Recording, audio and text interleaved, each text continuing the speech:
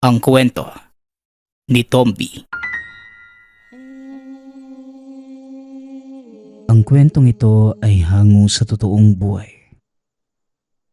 Mula ito sa isa nating tagapakinig na itago na lang natin sa pangalang Isidro. Walang eksaktong taon. Probinsya ng Antique.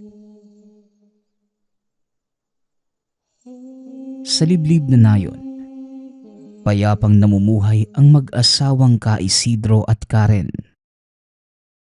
Dating nangingisda sa karagatan ang matanda. Ngunit nagbago ang lahat ng iyon nang mapalaya sila sa lugar. Sa paglipat, naipagpatuloy pa rin naman ang nakasanayang panghuhuli ng isda. Ngunit sa ilog na nga lang, kung buwis buhay ang pangingisda dahil sa hindi inaasahang banta ng panahon at karagatan. Sa ilog naman, palaging nasa bingit ng kamatayan dahil sa pasulpot-sulpot na mga aswang. Isang araw hapon na nang maisipan ni Ka Isidro na manghuli ng isda. Kaagad niyang nilinis ang mga panghuli. Inihanda na ang buslo, maging ang mga bulate na gagawing pain. Habang naghahanda sa pag-alis, napabuntong hininga na lamang si Karen sabay lapit sa kanya. Ano ba yan, Isidro? Alam mo namang delikado ang ilog. Bakit pupunta ka pa roon? Marami pa naman tayong manok na pwedeng ulamin kung gusto mo. May gulay din tayong tanim. Maisasalba na tayo ng mga yun sa gutom. Wika ni Karen. Karen, alam mo naman na sanay na ang tiyan at bibig ko sa isda. Huwag kang mag-alala, mahal. Mag-iingat ako. Hindi ako mapapahamak dahil dala ko ang konsagradong kalis ko. Tugon ni Ka Isidro. Ang kalis na tinutukoy nito, mula pa sa babaylang panday na kakilala ng amang albularyo. Ibinigay ito sa kanya bilang pananggalang sa mga masasamang nilalang at elemento. Kampante naman ito sa naging sagot. Ngunit kabaliktaran naman ang nararamdaman ni Karen. Noong nasa baybayin pa sila, dahil marami ring bantang kapahamakan ang laot. Ngunit ngayon, mas naging malala ang pag-aalala para sa asawa na kahit anong sabihin ay hindi ito nagpapapigil. Aalis na ako, mahal ha. Asahan mong marami akong huli pagbalik. May maiuulam na. May maibebenta pa tayo. Muling wika ni Ka Isidro. Ngumiti na lamang si Karen at hinatid ng tanaw ang papalayong asawa. Sa bawat hakbang nito, ganon din kabilis ang pagpintig ng puso. Habang wala si Ka Isidro, ibinaling na lamang ang pansin sa mga gawaing bahay. Samantala, pagkarating ng asawa sa ilog, kagad nitong inihanda ang pain. Gamit ang nylon, inihanda niya ang bulate at hinagi sa tubig. 10 bitag ang ginawa nito at maayos na ipwenesto. Makalipas ang 2 minuto, may mga isda nang nagpakita.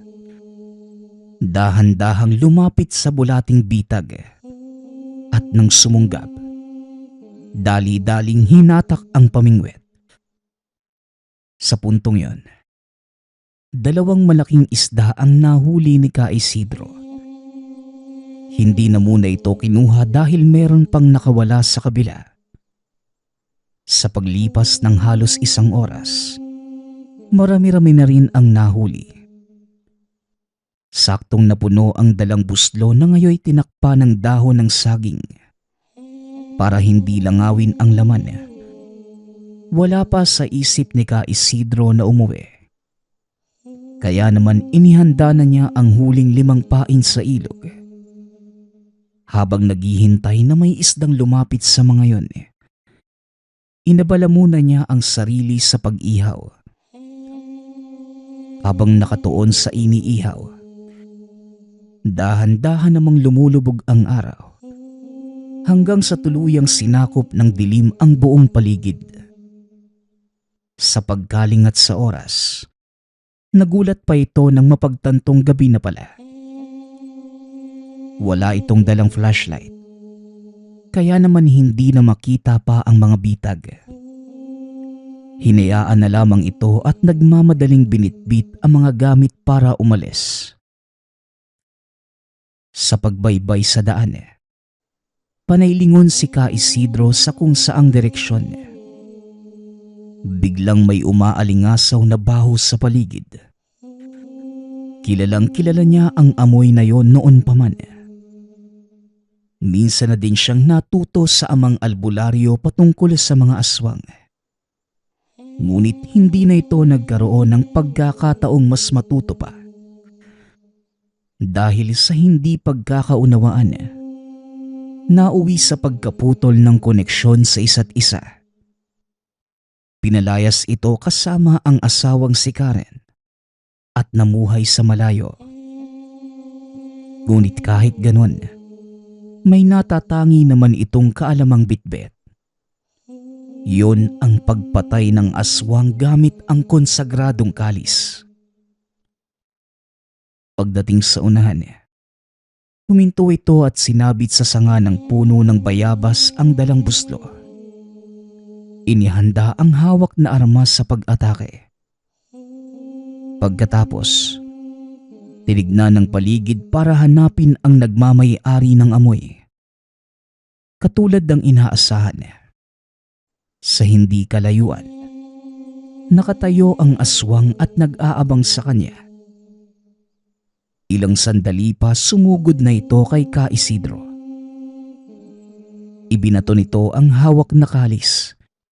Hindi nga lang tumama dahil nakailag.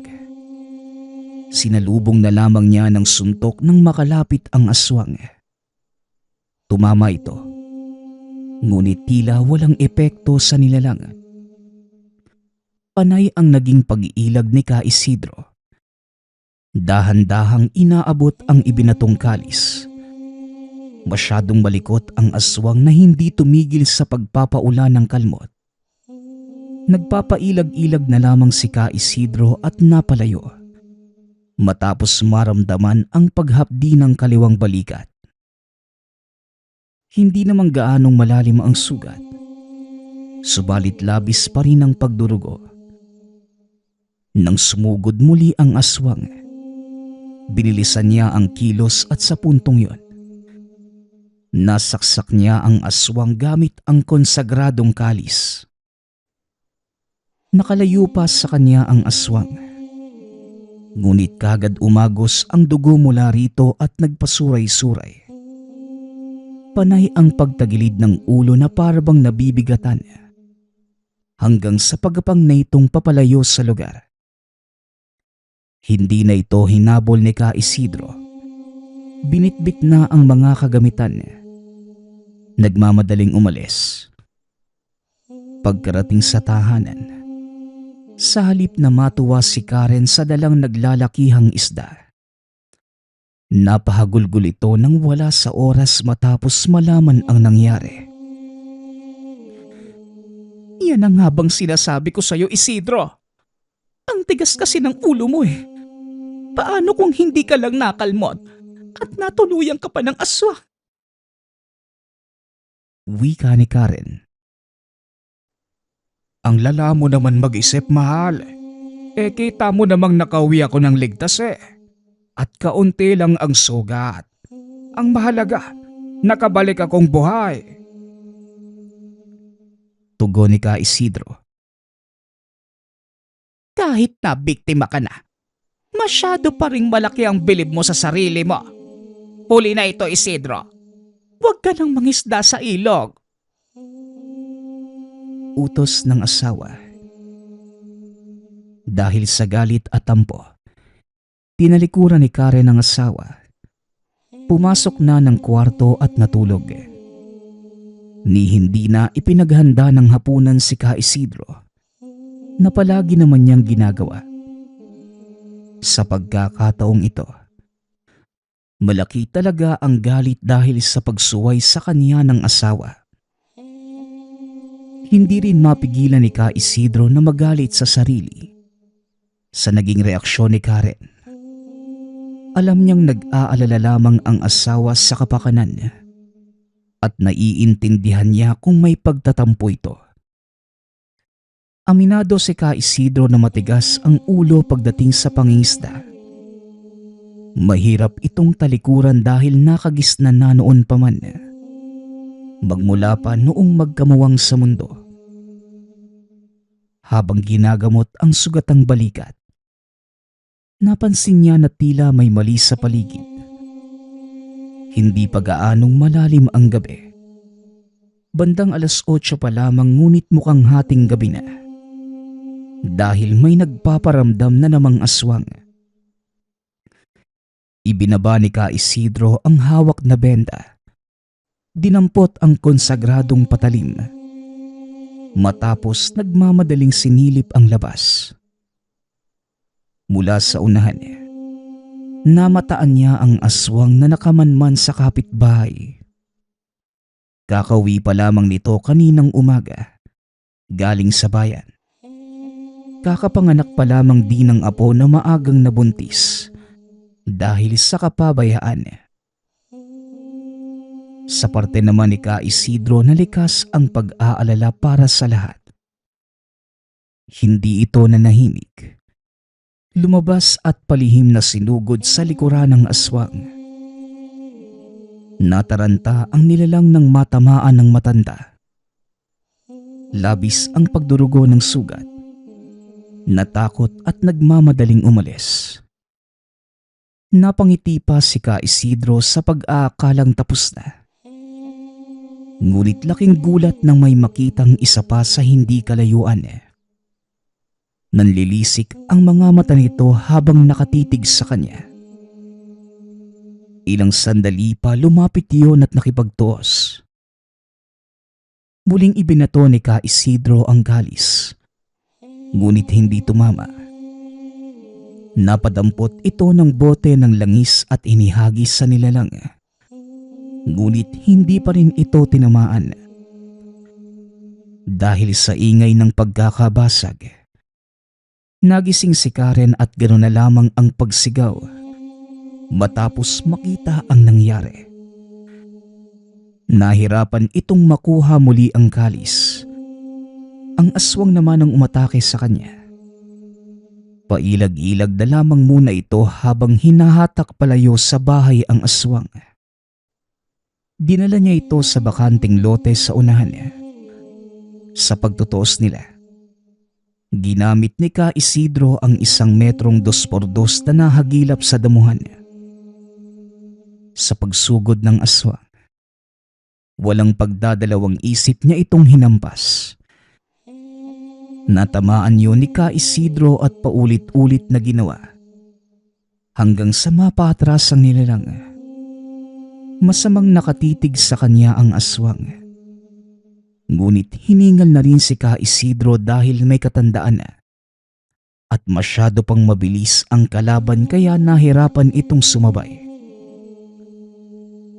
Pambihira din kayo, no? Magkasama pa sa paghahanap ng mabibiktima. Kung ayaw mong matulad sa kasama mo na siguro kung nakabulagta na ngayon, umalis ka na at huwag ka nang babalik dito. Wika ni Ka Isidro. Ngunit kahit sabihin ng matanda, alam niyang hindi siya papakinggan ng aswang. Hindi makaintindi ang nilalang at hindi madaling paalisin.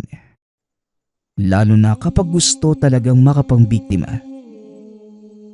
Muling sumugod ang aswang. Sinalubong naman ito ng hampas ni Ka Isidro.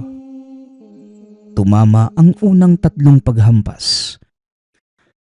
Ngunit sa pang-apat, Siya mismo ang napuruhan niya. Nahawakan ng aswang ang kahoy at sa kanya ito tumama. Nawalan siya ng balanse at natumba. Kagad na dumagan ang nilalang sabay sakal. Pilit nagpumiglas si Ka Isidro.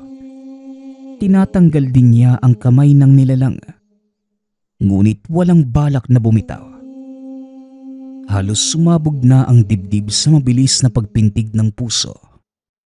Dahil sa kaba. Ngunit muling nabuhayan nang makapa ang kalis na hindi tumama kanina. Kinuha niya ito. Walang alinlangang isinaksak sa aswang. Nangingisay ito habang dumadanak ang dugo. Napahiyaw ito nang napahiyaw sabay suot sa kadiliman sa kabiglang nawala. Sus Mariosep, Isidro, ano ba ang nangyayari? At aswang na mismo ang lumalapit sa atin. Tanong ni Karen. Mahal, hindi ko rin alam. Nakita ko na lang sa bakuran ni Mang Saryo yung aswang. Kaya nilabas ko. Hindi rin naman pwedeng hayaan na lang dahil may banta yung kapahamakan. Tugon ni Ka Isidro. Kaya nagmamagaling ka sa paglaban. Isidro naman, matanda ka na at baka sa halip na aswang ang mapatay, mabaliktad pa. Ano ba yang Karen? Parang gusto mo na yata akong mamatay . Ang mahalaga, ligtas ako. Ewan ko sa'yo, diyan ka na nga. Wika ni Karen. Napabuntong hininga na lamang si Ka Isidro sa mga salita ng asawa. Isa lang naman ang dahilan kung bakit kinalaban ang aswang. Nais nitong mapigilan ang banta na panganib sa buhay ng tao. Yun lang. Ngunit mukhang hindi sang-ayon si Karen. Tahimik na lamang itong sumunod at umuwi. Kinabukasan, maagang nilako ni Ka Isidro ang nahuling isda kagabi. Nag-iwan na lamang ito ng para sa kanila ni Karen. Marami-rami rin ang nahuli kaya para mapakinabangan at hindi mabulok. Ibinenta na lamang at mabuti meron namang bumibili. Ka Isidro, ang tapang nyo naman po, no? Halos wala ngang napagawi doon sa ilog dahil sa bali-balitang may aswang doon. Pero kayo, nakakapunta at nakakapanghuli pa ng isda. Wika ng binatang si Tasyo. Iho, naging maingat at alisto lang ako. Basta hindi ka lang matakot at matapang nahaharap sa aswang. Hindi sila mananaeg. Tugon ni Ka Isidro. Depende ho yata yan sa tapang ng tao, ano? Kaso, hindi gaanong matapang yung mga tao dito sa atin para humarap sa mga aswang . Hindi katulad nyo. Talaga namang nakakatakot.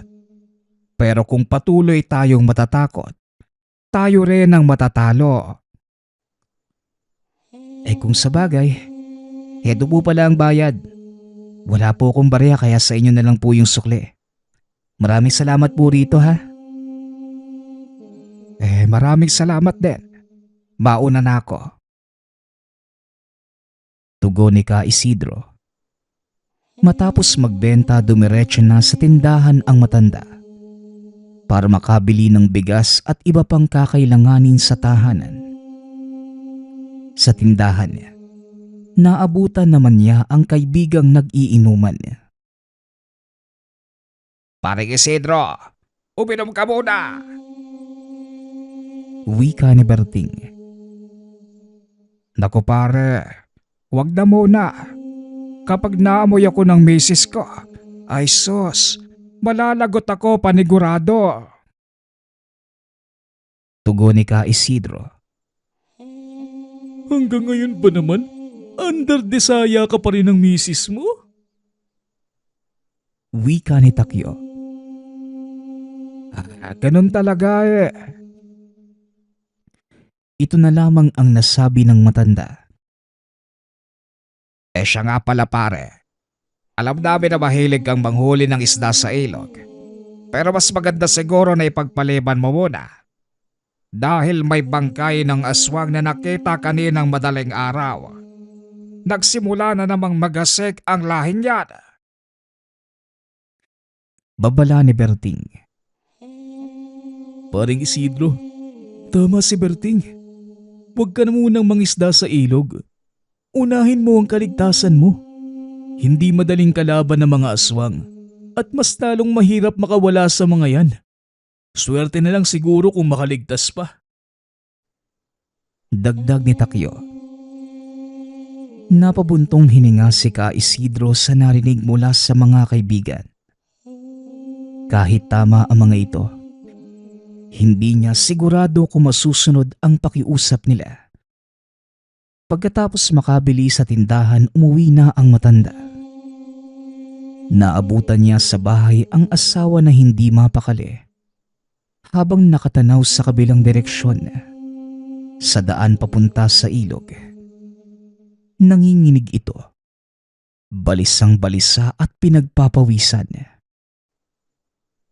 O mahal, ano bang nangyari sa'yo? Tanong ni Ka Isidro. Isidro, may aswang na napadaan dito. Ayun, hinabol ni Miko. Tugon ni Karen. Ano ka mo? Sinaktan ka ba ng aswang? Nasaan na ngayon? Tanong ni Ka Isidro. Ayos lang ako.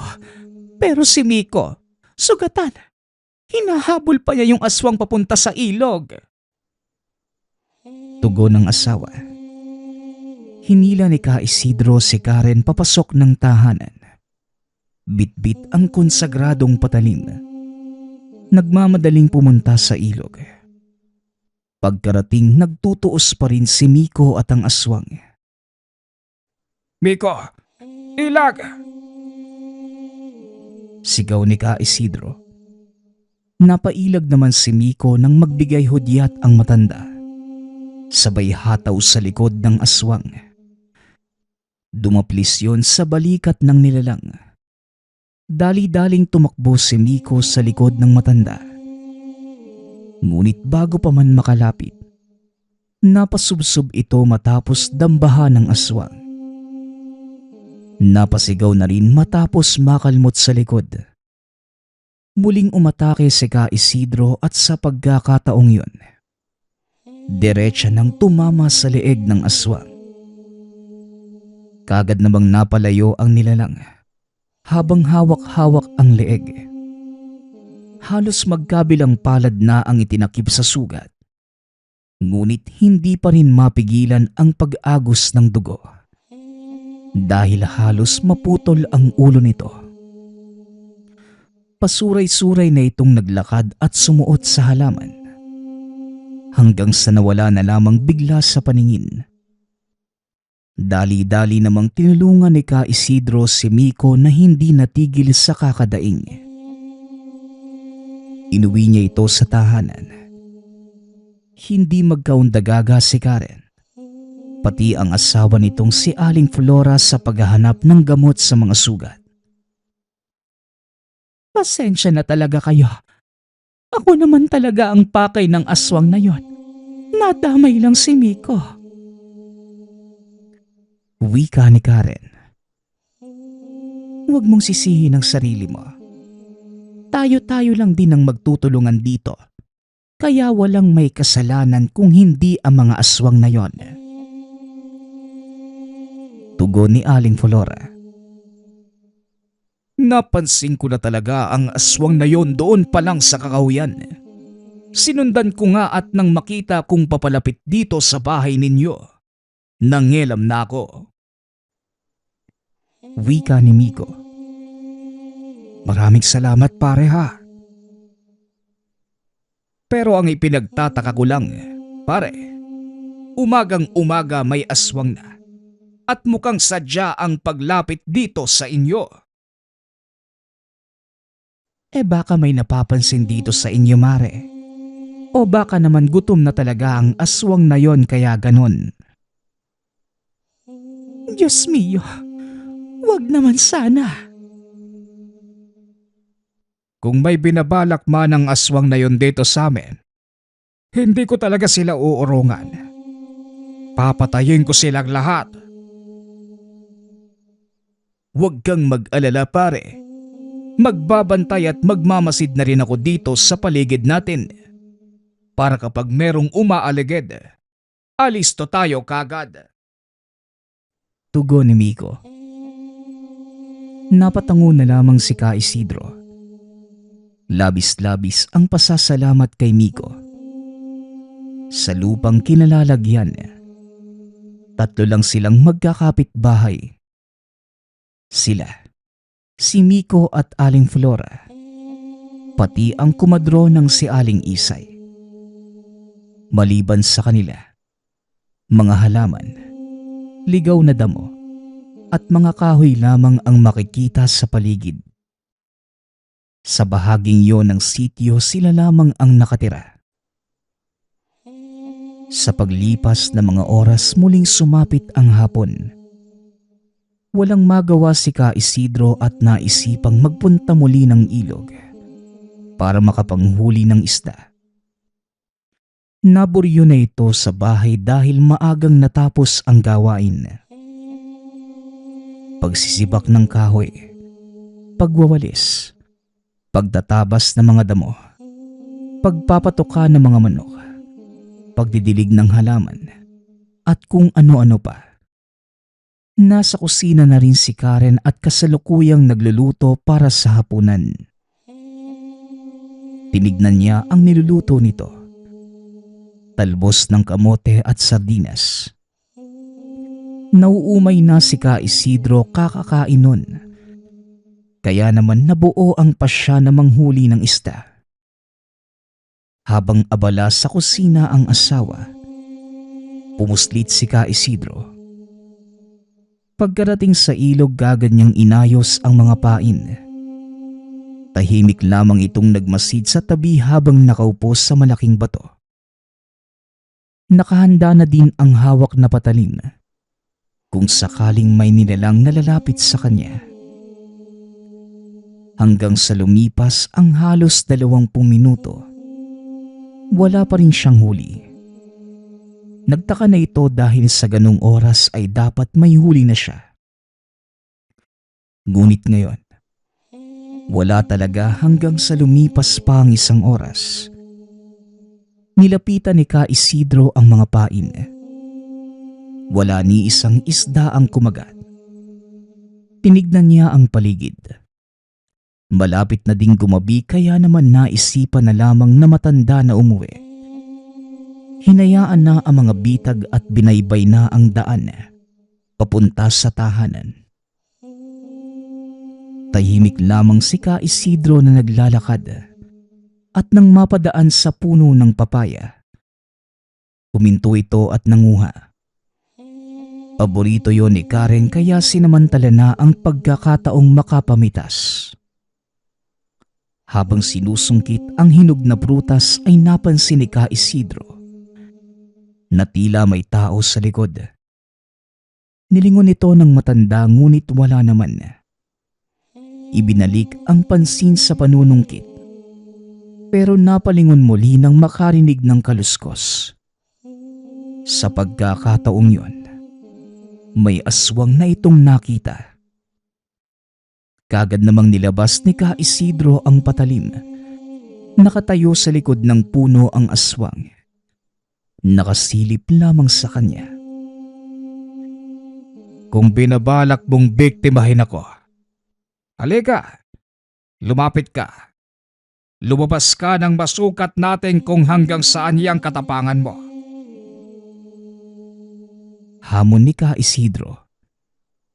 Ngunit wala itong balak na lumabas. Nakasilip lang talaga. Napatingin pa ito sa paligid dahil kakaiba na ang nararamdaman niya. Ngunit nang ibalik ni Ka Isidro ang tingin sa aswang, nawala ito bigla. Napansin na lamang na meron ng nakalapit sa kanya. Mabuti na lamang nauna itong umiwas bago maabot ng matatalim na kuko ang balat. Kaagad niya itong tinagas subalit hindi natamaan. Nahawakan ng aswang ang kanang kamay. Ngunit kahit matanda na, mabilis pa din itong nag-isip. Habang nakaangat ang kanang kamay na may hawak na kalis, inihulog niya ang patalim. Sinalo gamit ang kaliwang kamay. Dali-daling tinaga ang nilalang. Ano ba talagang kailangan ninyo? Tanong ni Ka Isidro habang nakatitig sa bangkay ng aswang. Naging alisto ang matanda nang makita sa hindi kalayuan yung unang aswang na nakita. Hanggang sa naghabulan na sila. Ngunit nang hindi mahabol, hindi na ito pinilit pa ni Ka Isidro. Sa halip, tumakbo na pauwi sa ideyang baka isa yung bitag at dalhin pa siya sa alanganing sitwasyon. Umiwas na lamang ito bago pa mangyari. Pagkarating sa tahanan, nagulat naman si Ka Isidro sa bungad ng asawa. Isidro, mahal, kinakabahan ako. Baka buntis ako. Wika ni Karen. Ano ka mo? Ilang araw ko na ring napapansin. Nararamdaman ko ang senyales ng isang buntis sa sarili ko. Mahal, pasensya ka na pero parang ang hirap namang paniwalaan yan. Matanda na tayo. Samahan mo kaya ako kay Aling Tisay. Magpapahilot ako. Ipapatingin ko ang tiyan ko para makasigurado. Wika ni Karen. Saglit na natigilan si Ka Isidro dahil sa pagkabigla. Hindi niya mapigilang pagdudahan ang asawa dahil para sa kanya, hindi na mabubuntis ang matandang babae. Ngunit dahil sa kagustuhan ng asawa, sinamahan niya ito sa kabilang sitio upang malaman ang katotohanan. Habang naghahantay ng resulta, nagmasid-masid si Ka Isidro sa labas. Si Karen na lamang ang pinapasok sa bahay ng kumadrona. Napansin nito na may mabigat na presensyang umaaligid. May aswang na nakasunod sa kanila. Hanggang sa napagdugtong-dugtong niya ang mga pangyayari. Napansin na palaging naghahanap ng makakain ang asawa. Nag-iiba na din ang ugali nito. Mabilis itong magpalit ng emosyon. Dagdag pa ang pagsadya at pagpaparamdam ng aswang. Sa puntong yon, nakumbinsi si Ka Isidro na maaaring buntis nga ang asawa. Ilang sandali pa, lumabas din ang totoo at si Aling Tisay na mismo ang nagsabi. Nabuntis nga si Karen. Natuwa siya sa nalaman. Ngunit kasabay nito ang pagkabahala sa banta. Pagkatapos, nagmamadali na silang umuwi. Habang nasa daan, naalerto si Ka Isidro dahil sa aswang na nakasunod. May kalayuan ito ngunit naaamoy niya ang baho. Kaya naman pagkarating ng tahanan, hindi siya natulog bagkus hinintay na lamang ang aswang. Saktong sumapit ang 11:00. Nagsimula na itong magparamdam. Panay ang silip ni Ka Isidro sa labas habang mahigpit na nakahawak sa konsagradong patalim. Hindi nagtagal lumitaw din ang aswang. Pagapang-gapang ito sa mayayabong na halaman. At bago pa man makalapit sa tahanan, lumabas na si Ka Isidro para salubungin ito.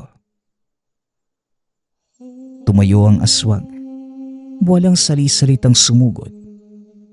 Nabitawan pa ni Ka Isidro ang patalim dahil sa pag-atake. Nawala ng balanse ang matanda. Bumagsak ito at tumama ang ulo sa matigas na lupa. Kagad naman niyang iniharang ang kamay habang kinakalmot ng aswang. Diyos mio, Isidro! Wika ni Karen. Napatingin si Ka Isidro sa bintana kung saan nakadungaw ang asawa. Nag-aalala ito para sa kanya. Sinubukan itong kapain ng patalim. Ngunit nang hindi makita, dumampot na malaking bato si Ka Isidro. Pinukpok sa aswang para makalayo. Kagad nakita at dinampot ang kalis. Dali-daling tinaga ang nilalang. Ngunit kakaiba ang aswang na ito. Hindi man lamang dumaing kahit labis na ang pagdurugo ng sugat. Dinilaan lamang nito ang pinsala gamit ang napakadaming laway. Isidro, halika rito! Diyos ko! Wika ni Karen. Ngunit hindi nakinig si Ka Isidro sa asawa. Muling tinaga ang nilalang. Ngunit kagad siya nitong napigilan. Inihagis ito ng aswang. Nagpagulong-gulong sa lupa. Duguan ang muka maging ang dibdib sa kalmot ng aswang. Napailing na lamang si Ka Isidro ng ulo para mawala ang pagkahilo. Dalawa pa din ang paningin at nanghihina. Nababahala na ito sa maaaring kahinatnan. Lalo na't asawa naman niya ngayon ang binalingan ng aswang. Mabuti na lang. Nagising ang kabilang bahay. Si Flora at Miko. Nagmamadaling nilapitan ang aswang. Walang pagdadalawang isip na tinagagamit ang dalang palakol.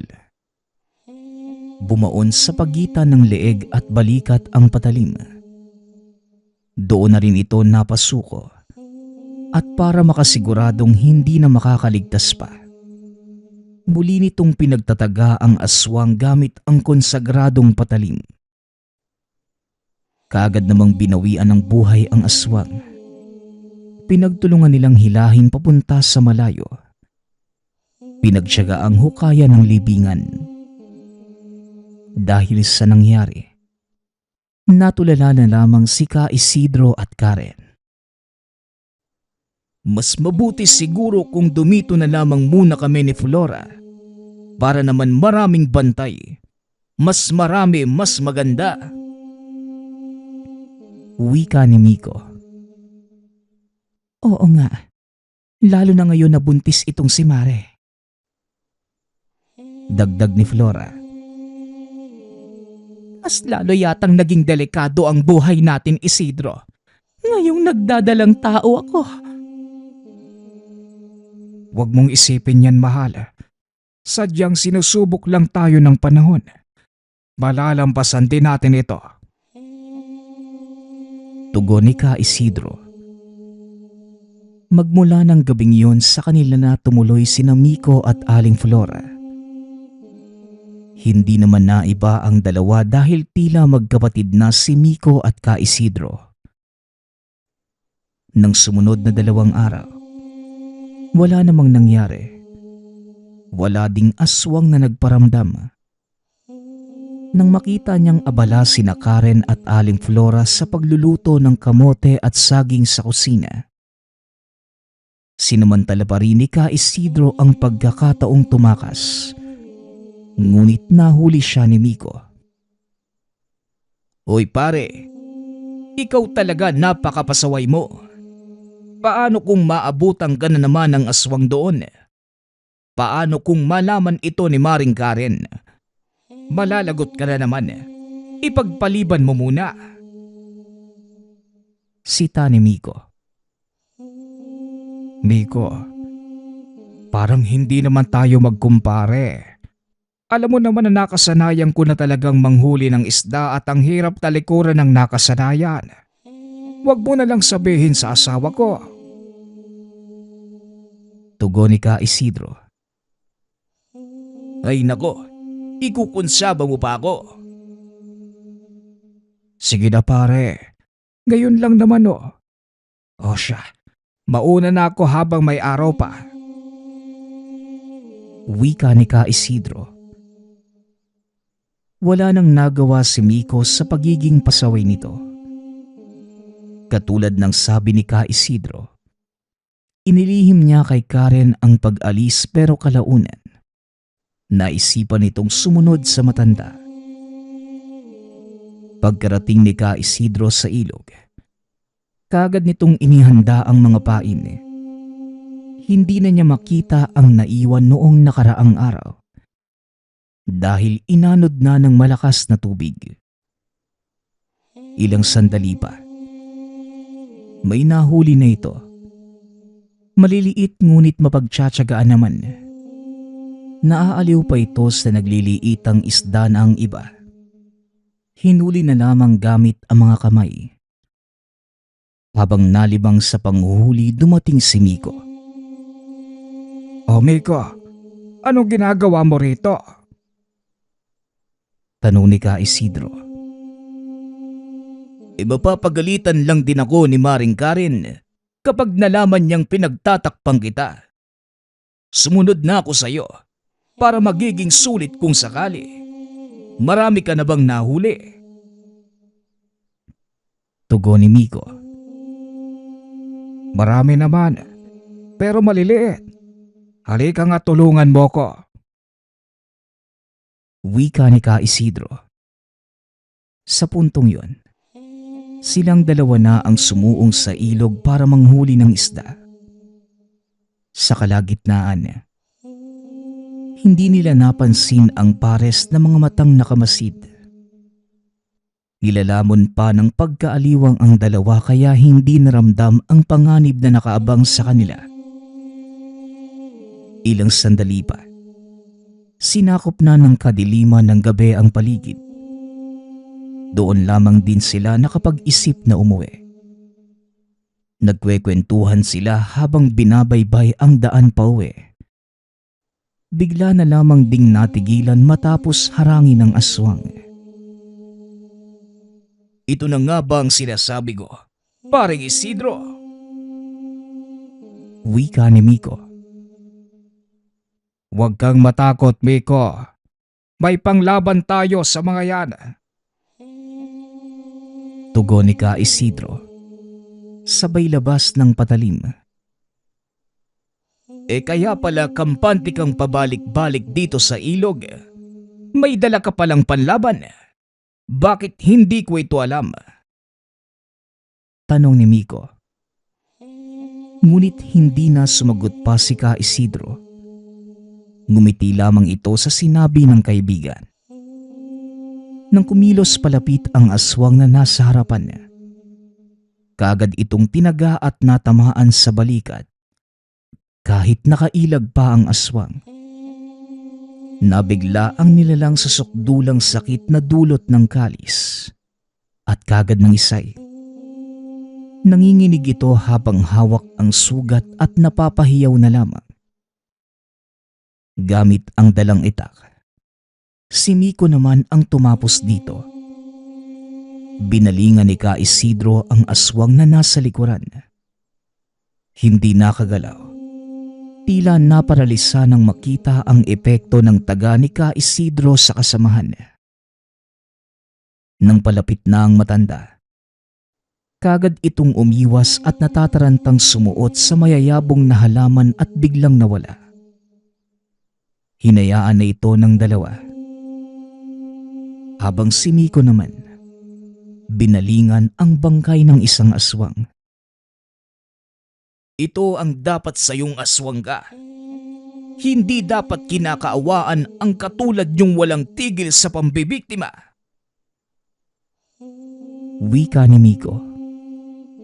Patuloy niya itong pinagtataga na halos mapugot na ang ulo. Kung hindi lamang inawat ni Ka Isidro, mukhang mapuputulan niya ito ng leeg. Tama na yan, Miko. Tayo na at baka may sumulpot na naman. Wika ni Ka Isidro. Nagmamadali na silang umalis sa lugar. Sa takot na baka magsulputan na naman ang iba pang aswang. Kayo ang nauna sa pagtira sa lugar na ito, Miko. Ano ba ang kwento kung bakit may aswang palagi doon sa ilog? Tanong ni Ka Isidro. Kahit noong unang dating pa namin ni Flora, sa lugar na ito 3 dekada na ang nakalipas. May aswang na talaga. Noong hindi ko pa alam na may aswang, kampante akong nagtatampisaw doon hanggang sa may sumulpot. Ayon, natauhan ako at hindi na bumalik. Ngayon lamang nakabalik muli dahil sa'yo. Pagsasalaysay ni Miko. Kung ganon, parang kuta na talaga ng mga aswang ang lugar na yon. Pambihira. Ang sasarap pa naman ng mga isda sa ilog na yon. Ayan tayo Wala ka na bang ibang iniisip kung hindi isda? Nasasayangan ka pa sa isda kesa sa buhay mo. Ikaw ang pambihira. Loko-loko ka. Biro lang. Pero totoo. Biro ni Ka Isidro. Nagkatuwaan pa sila ngunit kagad nawala ang mga ngiti nang makitang nagkakagulo sa tahanan. Sa kalayuan pala, madidinig na ang sigawan ni Karen at Flora. Nang mapagtanto ang nangyayari, kumaripas na sila ng takbo pauwi ng tahanan. Pagkapasok, naabutan nila na may kanya-kanyang hawak na patalim sina Karen at Flora. Nakatutok sa nanloob na aswang. Hindi na tumunganga sina Ka Isidro at Miko. Kagad inagaw ang atensyon ng nilalang. Kagad na tinaga ni Ka Isidro ang aswang. Ngunit sinalubong siya nito at nakalmot sa braso. Nabitawan ang patalim. Mabuti na lamang naroon si Miko. Dinampot niya ang patalim at ito ang tumaga sa nilalang. Kagad itong napadaing at nagmamadaling lumabas ng tahanan. Sa bintana ito dumaan. Hinabol nila ang aswang hanggang sa napadpad sa ilog. Taga rito yata ang aswang, paring Isidro. Dito tayo dinala. Wika ni Miko. Maging alisto ka, Miko. Hindi natin alam kung anong klaseng panganib ang meron ngayon. Tugon ni Ka Isidro. Naging alisto silang dalawa. Pinatalas ang pandinig at pandama. Pinakiramdaman nila ang paligid.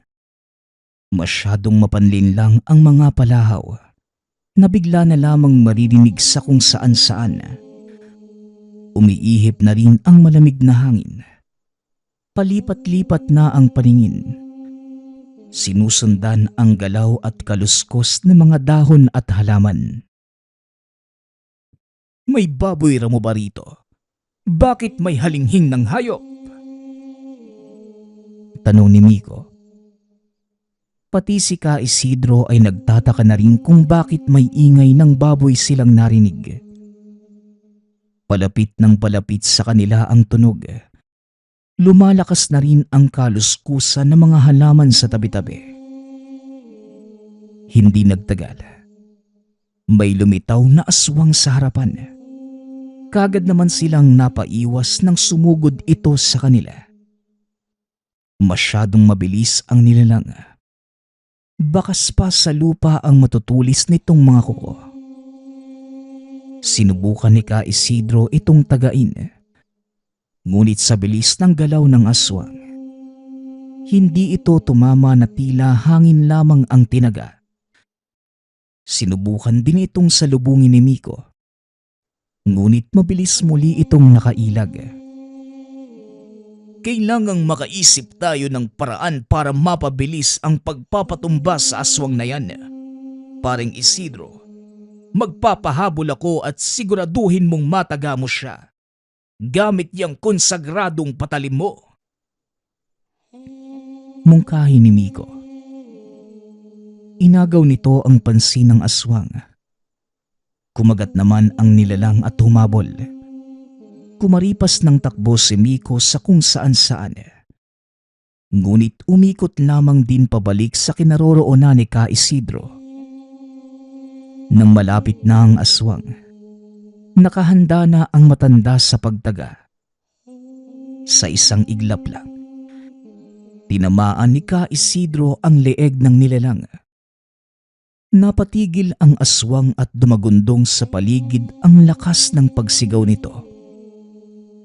Dahil sa pagwawala, nahulog ang nilalang sa ilog. Tinangay ng malakas na agos ng tubig. Nang makita yon, parehong nakahinga sina Ka Isidro at Miko. Naghahabol ng hininga at nilalabanan ang hingal. Inang sanda, kamunti ka na tayo no na. Wika ni Miko. Sa awa ng Diyos, buhay pa tayong dalawa. Tugon ni Ka Isidro. Nagtawanan pa ang dalawa habang nakahiga sa lupa. Nagpahinga pa saglit ang dalawa at nang makabawi ng kaunting lakas, bumalik na sila sa tahanan. Kinabukasan, bandang 4:00 ng hapon, nagulantang sila. Matapos malamang nakunan si Karen. Tulala lamang si Ka Isidro at hindi makapaniwala sa mga nangyari. Matagal na nilang hinangad na magkaroon ng anak. Ngunit ngayong nabiyayaan, babawiin namang kagad. Si Karen naman sa kabilang banda. Labis ang pagdadalamahati at ni hindi matigil sa paghagulgol. Kahit anong balik nila kay Aling Tisay, wala na talaga ang bata sa sinapupunan. Ang usap-usapan pa sa mga kakilalang nakakaalam, aswang ang dahilan ng pagkawala ng bata. Labis ang pagsisisi ni Ka Isidro. Wala itong ibang masisi kundi ang sarili. Kung hindi sana iniwan ang asawa at binantayang maigi, siguro buhay pa ang anak na matagal nang inaasam. Dahil sa galit na bumabalot kay Ka Isidro, nagpa siya itong maghigante. Nagmamadali itong pumunta ng sariling kwarto. Dinasalan ang konsagradong patalim. Sa pagkakataong yon, wala itong nais pang gawin kundi tugisin ang mga aswang doon sa ilog. Pare, ano at saan ka pupunta? Huwag mong sabihing sa ilog. Isidro, nakuna na nga ang asawa mo dahil sa mga nilalang na yon. Tapos pupuntahan mo pa. Huwag mo namang dagdagan pa ang bigat ng sitwasyon. Wika ni Miko. Yun na nga pare. Pupuntahan ko ang mga aswang na yon at uubusin ko sila. Kinuha nila sa akin ang buhay ng anak ko. Ngayon maninigil na ako. Tugon ni Ka Isidro. Kahit anong pigil ni Miko sa matanda, hindi ito nagpapigil. Nasa bahay ni Aling Tisay si Karen kasama si Aling Flora. Kaya naman pumabor sa kanya ang pagkakataon. Hindi naman ito pinabayaan ni Miko. Sumunod siya matapos maisukbit ang itak sa tagiliran at nagbitbit pa ng palakol.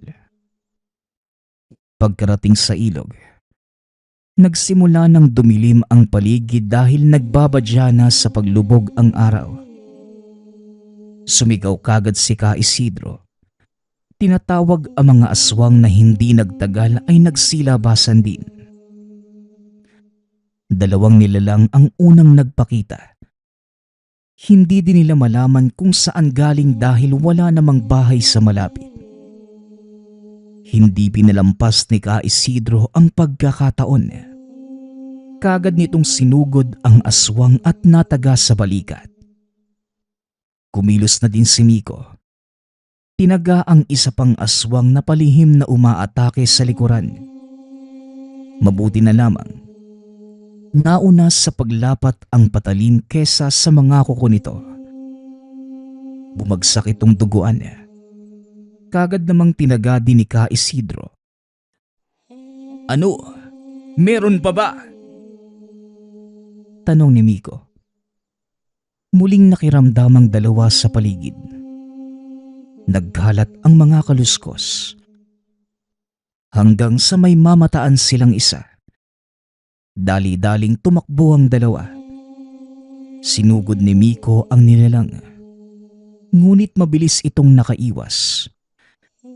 Pero hindi naman ito namalayan ang matanda sa gilid at nadaplisan ang braso nito. Nagmamadali pang tumakbo ang nilalang. Nagpunta sa kung saan. Kagad nila itong binuntutan at bumungad ang isang kuweba na pinasukan ng aswang. Sa isip-isip ni Ka Isidro at Miko, yun na ang lungga ng mga nilalang. Baka marami sila sa loob. Papasok ba tayo? Tanong ni Ka Isidro. Wag. Hindi tayo pwedeng magpadalos-dalos. Maaring madami sila at hindi natin kakayanin. Tugon ni Miko. Ano? Aatras na lang ba tayo, Miko? Uubusin ko sila. Pinatay nila ang anak ko. Wika ng matanda. Hindi ito ang oras para magpadala sa emosyon, paring Isidro. Unahin natin ang kaligtasan bago ang paghihiganti. Wika nito. Hinila ni Miko si Ka Isidro palayo. Ngunit nang lumabas muli ang aswang, pareho silang napabalik para tugisin ito. Nangihina na ang nilalang. Ngunit may lakas pa rin ang loob na manlaban. Maliksi pa rin kung kumilos at kamuntikan ng mapuruhan si Ka Isidro. Mabuti na lamang naging maagap si Miko. Nagawang iharang ang palakol. Nang makabawi si Ka Isidro, muli niya itong tinaga. Ngunit sunod-sunod man ang naging pag-atake. Nahirapan pa din itong patamaan ang nilalang. Huwag mong sayangin ang lakas mo sa walang kwentang pagwasiwas. Gamitin mo ang utak mo, Isidro. Huwag puro emosyon. Wika ni Miko. Huminto si Ka Isidro sa pagtaga. Hinugot pa nito ang itak na nasa tagiliran ng kumpare. Halika, aswang. Magtos tayong dalawa. Hamon ni Ka Isidro. Nang mga oras na yon, magkabilaan na ang hawak na patalim ng matanda. Dali-dali nitong sinugod ang aswang. Kagad pinaulan na ng tagap ngunit nakakaiwas pa rin. Sa puntong ito, kapansin-pansin na ang panghihina ng nilalang. Kaya naman sinamantala na nila ang pagkakataon. Nakisali na din si Miko sa mga una nilang pagpapakawala ng taga. Nakakailag pa ito. Ngunit humantong din ito sa puntong napuruhan at tuluyang napasuko. Bilang panapos, ibinao ni Ka Isidro ang konsagradong patalim sa katawan ng nilalang. Ilang segundo na lamang ang lumipas. Natuluyan na ang aswang. Mulat na nakabulagta sa mabatong lupa. Hinantay pa ni Ka Isidro at Miko kung may aswang pang magpaparamdam. Ngunit sa paglipas ng mahigit 1 oras, napagpasyahan na nilang umalis nang huminahon na ang paligid. Iniwan na rin ang mga bangkay ng aswang at walang lingon-lingon na lumakad palayo. Sa paglipas ng araw, binalikan ni Ka Isidro at Miko ang nasabing kuweba. Sinuri ang bawat sulok. Nakahinga ng maluwag nang walang ni isang bakas ng aswang na nakita. May naiwan pang mga kalmot sa mga bato. Ngunit wala ng senyales na meron pang buhay at namamalagi doon. Sinubukan din nilang magtagal sa ilog habang naglilibang sa panghuhuli ng isda. Alisto pa rin sila sa pagmamanman sa paligid dahil baka may sumulpot na lamang bigla. Sa kabutihang palad wala naman. Inaraw-araw nila ang pagpunta doon sa pag-aakalang nagpapalipas lamang ng panahon ng mga aswang. Pero lumipas na ang 2 buwan. Wala nang nagparamdam. Bumalik na rin ang sigla ng paligid. Dumarami na ang napapadayo at nagpupunta sa lugar. Noong una, natatakot sila sa ideyang baka nagtatago lamang sa kung saan ang mga nilalang. Ngunit nang makitang wala naman, naengganyo na silang magtampisaw at manghuli ng isda doon. Gano'n naman talaga ang kalagayan ng ilog bago dumating ang mga aswang. Ngunit ngayong wala na ito, bumalik na sa dati nitong sigla. Ngunit kahit pasabihing maayos na ang lahat at umalis na ang mga nilalang, hindi pa rin nagpakampante sila Ka Isidro. Masyado silang nadala sa nangyari. Lumipas na ang maraming taon, ngunit nanatili pa rin ang galit ni Ka Isidro sa ginawa ng mga aswang. Nagawa nitong kunin ang anak at hindi siya makakapayag na makapambiktima pang muli ang mga yon, sa pamilya man o sa ibang tao. Nagpapasalamat nga pala ako sa lahat ng sumusuporta sa ating channel. Nawa ay patuloy niyong suportahan at pakinggan ang ating mga kwento. Hanggang sa muling pakikinig. Paalam.